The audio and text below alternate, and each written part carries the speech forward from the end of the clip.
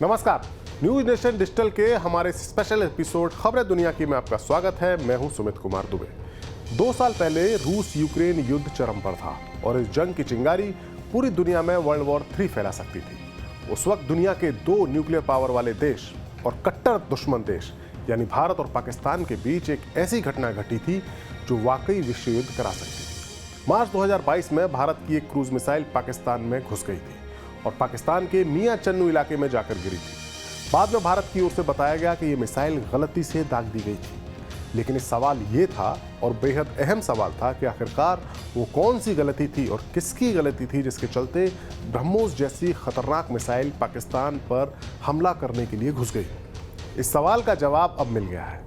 हाल ही में Delhi high court को दिए एक जवाब में इंडियन एयरफोर्स ने बताया है कि ब्रह्मोस मिसाइल के कॉम्बैट कनेक्टर जंक्शन बॉक्स से जुड़े रहे, जिसके चलते मिसाइल गलती से फायर हो गई। ये पहला मौका है जब भारतीय वायुसेना ने यह बताया है कि पाकिस्तान पर गलती से हुए इस ब्रह्मोस के हमले की वजह क्या थी। एयरफोर्स के मुताबिक कॉम्बैट क्रू को यह बात अच्छी तरह से पता थी कि कॉम्बैट मिसाइलों के कॉम्बैट कनेक्टर जंक्शन बॉक्स से जुड़े हुए हैं। इसके बाद भी crew members mobile autonomous launcher commander को मिसाइल लॉन्च करने से रोकने में फेल साबित हुए। इसकी वजह से पड़ोसी देश पर मिसाइल लॉन्च हुई। इस लॉन्चिंग की वजह से हवाई और जमीनी चीज़ों के साथ साथ लोगों की जान के लिए भी एक संभावित खतरा पैदा हो गया था। ऐसा इंडियन एयरफोर्स ने दिल्ली हाई कोर्ट में इस पूरी घटना के बारे में बताया है। इस गलती से सरकारी खजाने को 25 करोड़ रुपए का चूना लगा, यानी 25 करोड़ रुपए का नुकसान भी हुआ था। दरअसल एयरफोर्स को ये बातें हाईकोर्ट में इसलिए बतानी पड़ी क्योंकि इस गलती के लिए जिन अधिकारियों को जिम्मेदार ठहराया गया था, उन्होंने इस फैसले के खिलाफ कोर्ट का दरवाजा खटखटाया है। बहरहाल कोर्ट में तो इस मसले पर फैसला जो भी हो, लेकिन भारत से पाकिस्तान की ओर ब्रह्मोस की ये लॉन्चिंग एक ऐसी घटना है जिसने पूरी दुनिया को ब्रह्मोस की ताकत से तो रूबरू कराया ही, साथ ही पाकिस्तान के एयर डिफेंस सिस्टम की भी कलई खोल कर रख दी थी।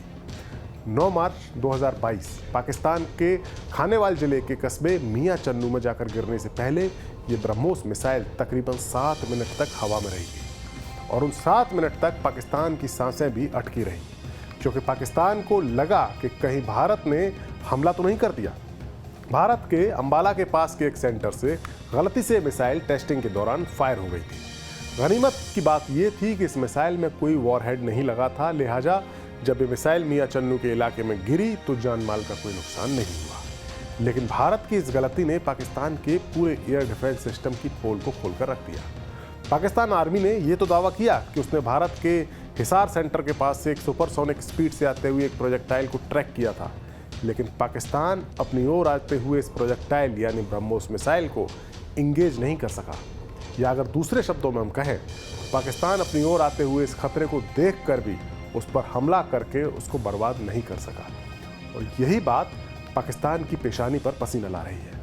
दरअसल अगर भारत के साथ जंग हुई तो ब्रह्मोस मिसाइल बिना वॉरहेड के तो हमला करने आएगी नहीं, और उसे इंगेज कर पाने की क्षमता पाकिस्तान के पास नहीं है।